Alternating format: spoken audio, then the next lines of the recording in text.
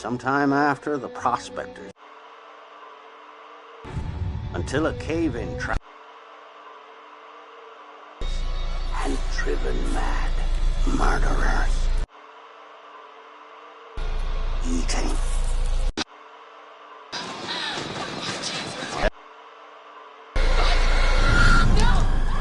I couldn't save you.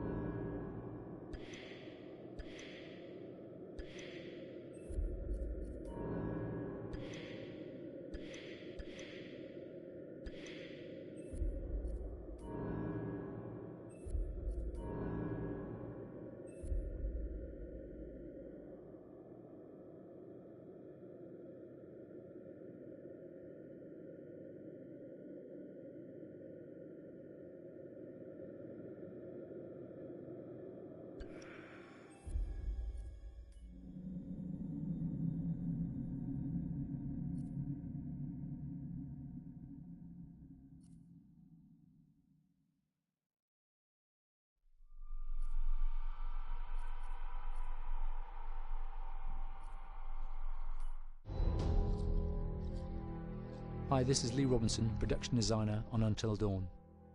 The production design for Until Dawn started with the great teen horror script that sets the characters in a Canadian winter mountain lodge, being a contemporary setting with visual clues derived from classic films of that genre, such as Hitchcock's Psycho and Stanley Kubrick's Shining. The storyboards are vital to the production design, as it allows the designer to understand the scale of the environments to be made and the detail that would be seen to create the atmosphere of a horror. This took us into concepts that took these storyboards further, visualizing the world through the color palette, the lighting, tone and the mood, and developing key locations such as the lodge, the cable car stations, the forests themselves, the wilderness. As you can see, the environments and atmospheres change quite a bit from warm and inviting to cold and threatening. The Millionaire's Mountain Lodge was a key example. It was designed to be made from nearby stone and timber, embedding it into the landscape, with a contrasting and contemporary interior needing to be opulent and extravagant. We created dark and claustrophobic corridors with ominous and large open spaces, almost cathedral-like in size, and with huge structures to silhouette and dwarf the characters within, providing a labyrinth to explore and wander.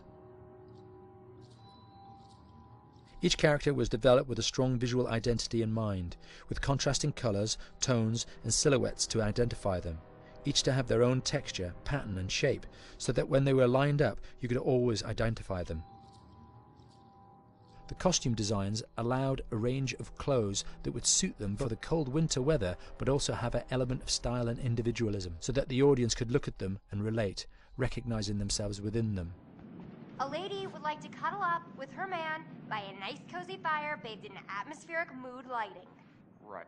It'll get plenty toasty once we're rubbing up against each other.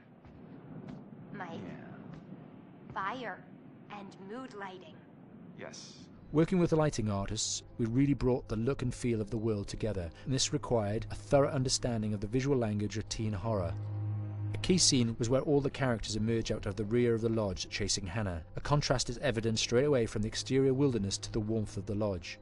The attention to character lighting here is through the bounce and rim lighting, accented colours and composition, creating characters that come from the dark into the light and back again with an emotional effect. Guys, there's someone outside. What the hell? Hannah! What's going on? Where's my sister going?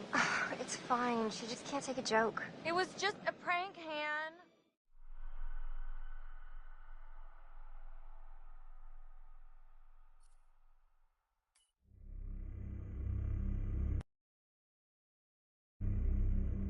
Until Dawn is a game that's full of horror, and one of the things we decided to do early on was to take a scientific approach to how scary it was.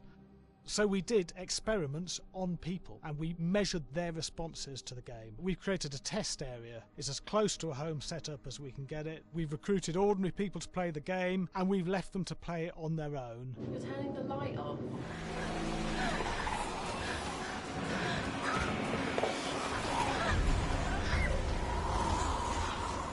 The only difference is it's rigged with cameras and microphones that relay the data through to the next room where people are watching them play.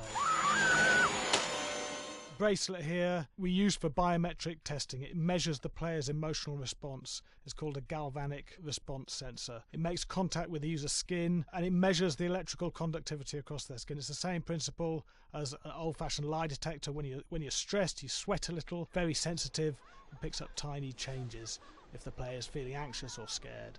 That data's fed back to a testing team, comes through as a graph. I'm so sorry.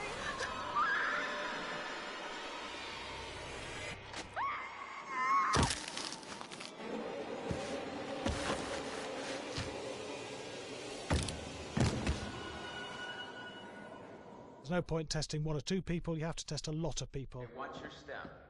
When we have a scare that's consistently has a measurable emotional response, then we knew it was good. If it didn't have that, it goes back to the team for improvement. The data doesn't tell us what's wrong with the scare, it only tells us if it's working or not. Wait, okay, so you hear that too, right? Josh.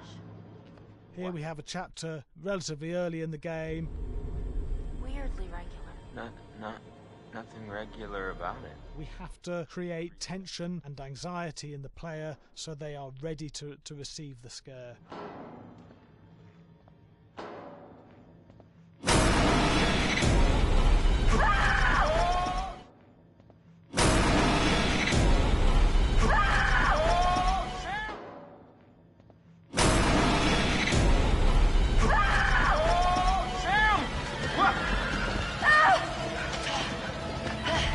Give the player time to recover, to cool down, to calm down, and then start building the tension again before we do the next scare.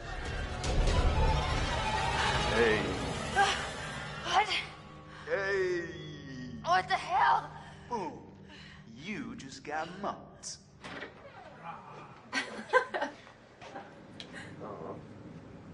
Yeah, I have such an adrenaline high from that game. There's two things we found. One is we could look at the scares, analyse if our expected scares were working effectively. Were people shrieking and covering their hands, or were they getting an emotional response from it? And being scientific about it means that we strip out people's opinions about whether things are working or not. We've got data, and we look at the data. If it's working, we're happy with it. Really scary.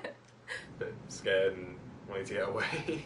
I actually be maybe a bit scared to play on my own, but in a room with the lights on, yeah, with some other people as well, yeah, maybe.